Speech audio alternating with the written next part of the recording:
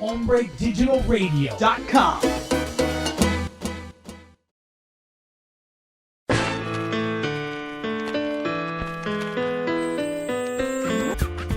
Thank you all for tuning in. This is the Chiko Mendez Show. And today we are extremely proud to have two sons of the most popular Latin legends in the world.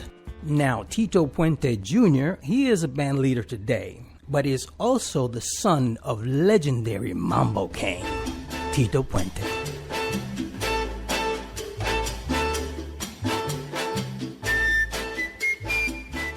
And also with us is Phoenix Rivera.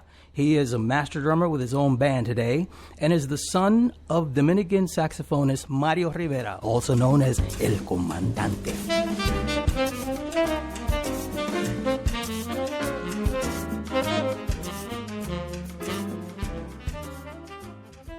Now, Tito Puente Jr., how does it feel to be the son of the Mambo King? Man, let me tell you, Chico, thanks for having me on your show. I appreciate it. Big shoes to fill. Of course, my father was El Rey de Timbal, king of Latin music, Tito Puente.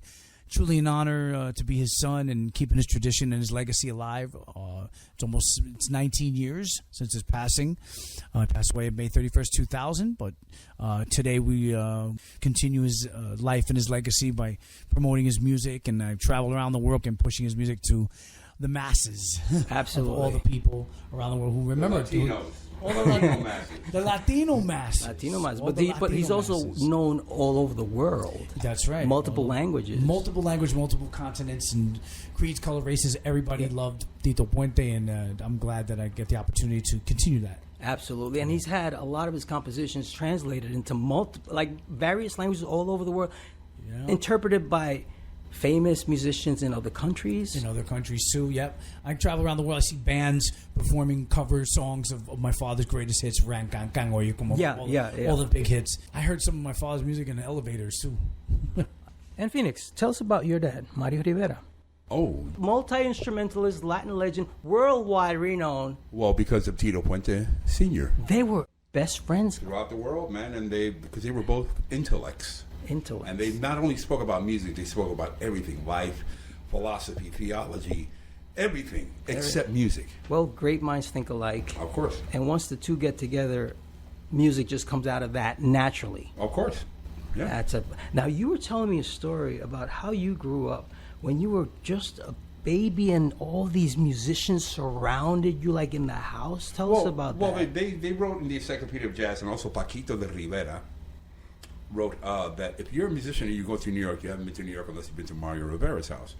So I would wake up at like 3 or 4 in the morning as a little kid having Art Blakey, Max Roach, Miles Davis, Thelonious Monk, Tito Puente, Machito, Tito Rodriguez. So all these people, Eddie Palmieri in the house, So it was a great experience to have that. But what was it like for you to grow up in that environment? What was it like? I'm the result of what it's like.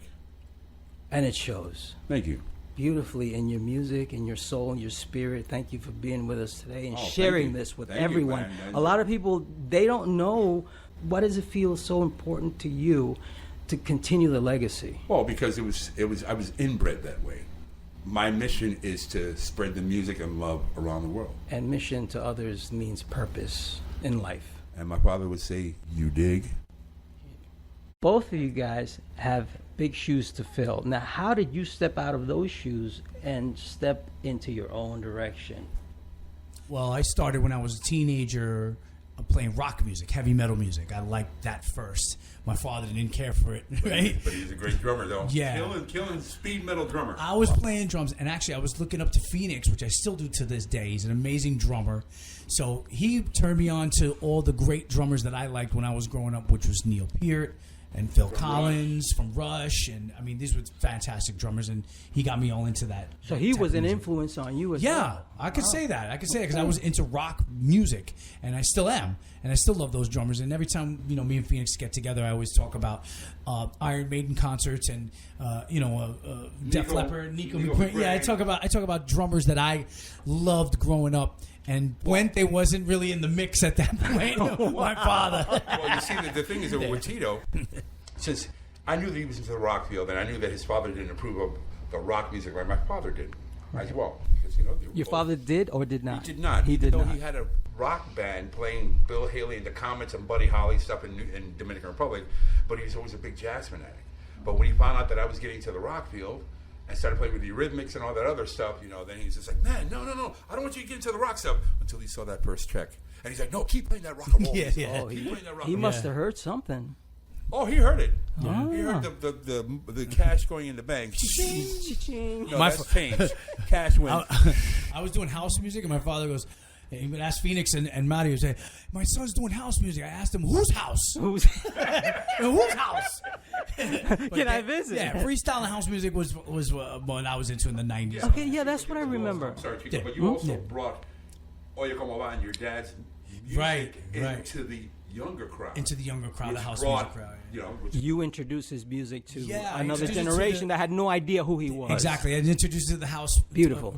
Music at that time. Yeah. Beautiful. That's the way to 96, do it. 97. And that's when I had my ponytail like you, man. And I was playing mambo music. So everyone's like, what's wrong with that picture, you know? No, but you were part of the generation. You were part of a younger no, what do you mean generation. was? He still is. No, I'm talking about 20 years ago. This is now he's going on to another generation that he did before. That's two in a row. So both of you guys are from New York. Yep. Yes, sir. Yeah, how you doing? Okay, how you doing? And how has New York influenced your music? Well, it influenced my accent for sure. Forget about it. New York has just been the epicenter for my father's career, creativity, everything that has to do with him, and my legacy too. And New York has always been the center of Latin music, mambo music, and the mixture of Latin jazz and mambo.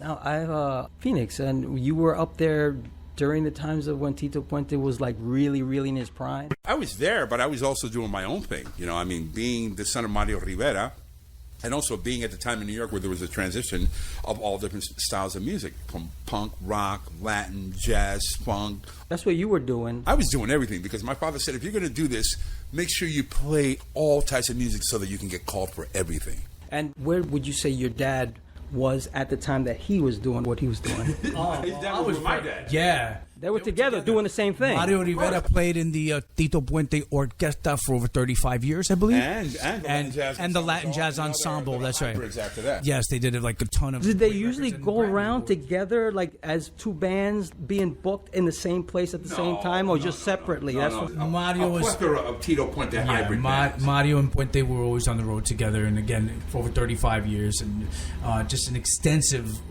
catalog of music. Wow. And Just extensive amazing catalog of albums. friendship and conversation. That's right. That's true. And what were some of the albums that your dad came out? El Rey, I Some think of it was. Just notwithstanding that there's some fantastic ones, but some of the greatest are the Grammy Award winners, which was one of the last ones they did was Obra Maestra, which Phoenix played on. Phoenix performed on that record. That was with Eddie Palmieri and Tito Puente. That's right. Called Masterpiece. Masterpiece, and along with Mario Rivera on lead sax on the whole entire record. And then, of course, In Session and the Golden Men Latin Jazz, which is on the Trophy Jazz label, that did fantastic as well. Those are just a few of 20 or 30 or 40 records that, even more than that. My father has 186, so Mario must have been on half of that, probably even more than that. But remember, Mario had a full career before he met Puente, the Even Machito during- Orchestra. or even during while he was with Puente, because my father also played with Dizzy Gillespie, with Eddie Palmieri, with George Coleman, Right. Cool and the Gang, you know, play with, and also had his own band.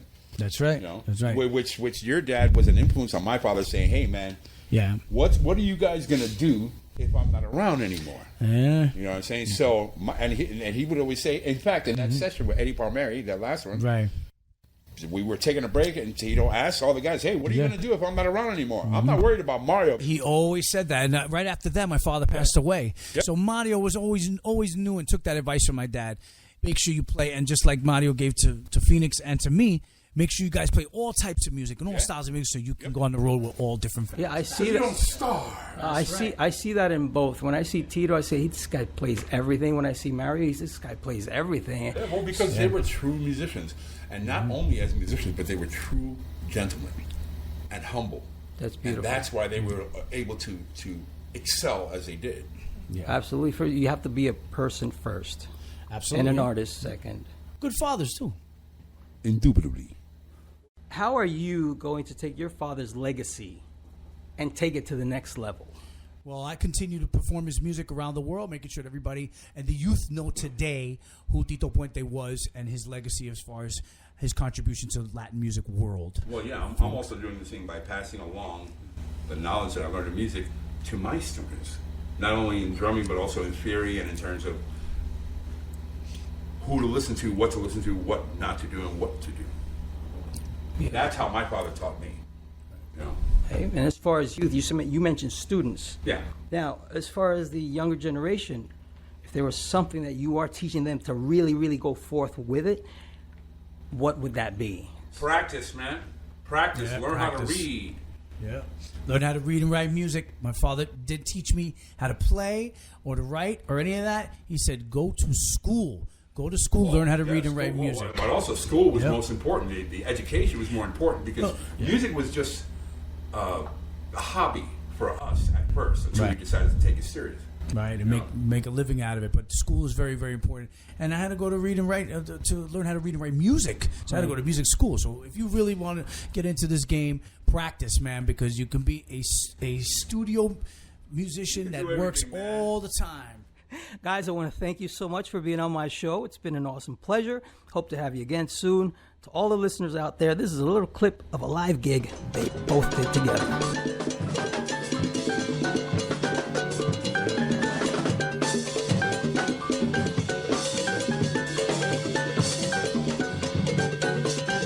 Music provided courtesy of Phoenix Rivera and Tito Puente Jr.